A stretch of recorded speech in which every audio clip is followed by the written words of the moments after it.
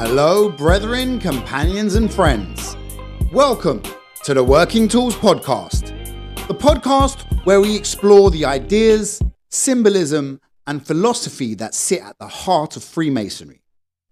I'm your host, worshipful brother and excellent companion, Stephen Nagy. And this episode is brought to you by the Learning and Development team here at Surrey Freemasons, supporting brethren across the province in their journey of learning, engagement, and understanding. In this episode, we're going to explore a topic that really shows how Freemasonry continues to evolve while staying true to its core principles. Today's episode is about special interest lodges. Because while Freemasonry is rooted in tradition, it is also a living organization, one that adapts, grows, and finds new ways to bring people together. What is a special interest lodge? At its simplest, a special interest lodge is a lodge built around a shared connection. That connection might be a role within Freemasonry, a profession, a hobby, or a shared life experience. But here's the important point. The interest itself is not the purpose of the lodge. Freemasonry is the purpose. The shared interest simply strengthens the bond between the brethren. Now, why they matter? Freemasonry has always been about connection. But in today's world, connection often begins with familiarity. Shared interests create easier conversations, stronger bonds, and a sense of belonging from the very beginning. Special interest lodges help to create that special environment.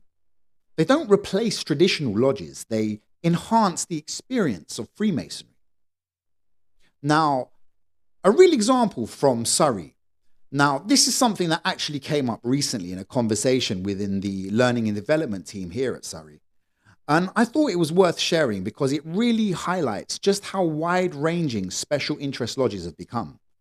Here in Surrey, we already have a number of special interest lodges, and across the country, there are well over 400 listed through the United Grand Lodge of England.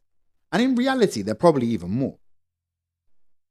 And broadly speaking, they tend to fall into two main groups. Now, the first one I would say would be lodges linked to Masonic offices.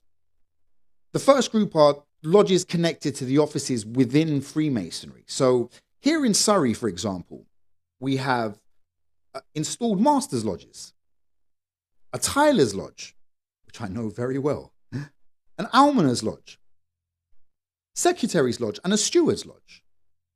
These lodges bring together brethren who share a particular role within the craft. They create a space where experience can be shared, challenges understood, and support offered. Now, the next type, I would say, would be lodges built around special interests, which is, I think, where things become really interesting. These lodges are built around hobbies, professions, shared interests, and life experiences. And again, Surrey has some great examples, including shooting lodges, rugby lodges, and we have a United Services Lodge. And there are others, like plenty, that I haven't mentioned. But the broader picture, when you step back and look at the like I said, the broader picture across the country, it becomes quite remarkable. There are lodges centered around almost every interest you can imagine.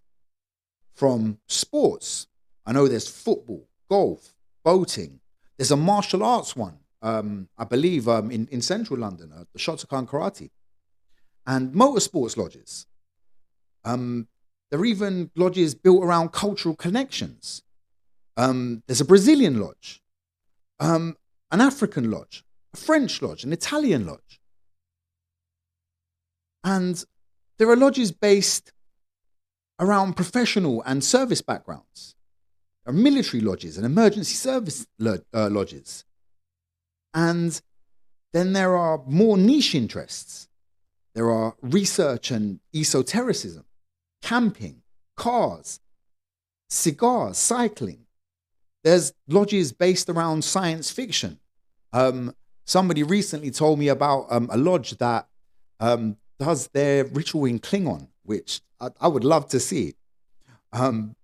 There's lodges that are based around beer and whiskey and many, many more. It really shows the diversity within Freemasonry. Now, what makes them special? It's important to say this clearly. Special interest lodges are not different in terms of ritual or standards or structure. They operate under the same principles as every other lodge. But what is different is the atmosphere. There is often an immediate sense of familiarity, easier conversation, and a stronger sense of connection, especially for newer brethren. And here's something that I think is really important. These lodges are incredibly welcoming to visitors. You don't have to be a member of the lodge to attend. You don't even need to be an expert in the subject. You just simply need that element of curiosity and willingness to take part. Now, a thought worth considering, and this leads to an interesting thought. If there isn't a lodge that reflects your interests, your profession, or your passion, then maybe the question isn't, why doesn't one exist? Maybe the question is, why not start one? Now, why this matters today? In a world where people are often more disconnected than ever, spaces that foster genuine connection are incredibly valuable. And Freemasonry provides that. And special interest lodges strengthen that. They provide a bridge into the craft, a deeper sense of belonging, and a way to connect through shared experiences. All of that without losing what makes Freemasonry what it is. So, in conclusion, whether you're a part of a traditional lodge or a special interest lodge or simply exploring Freemasonry, it's worth remembering this. Freemasonry doesn't ask us to be the same.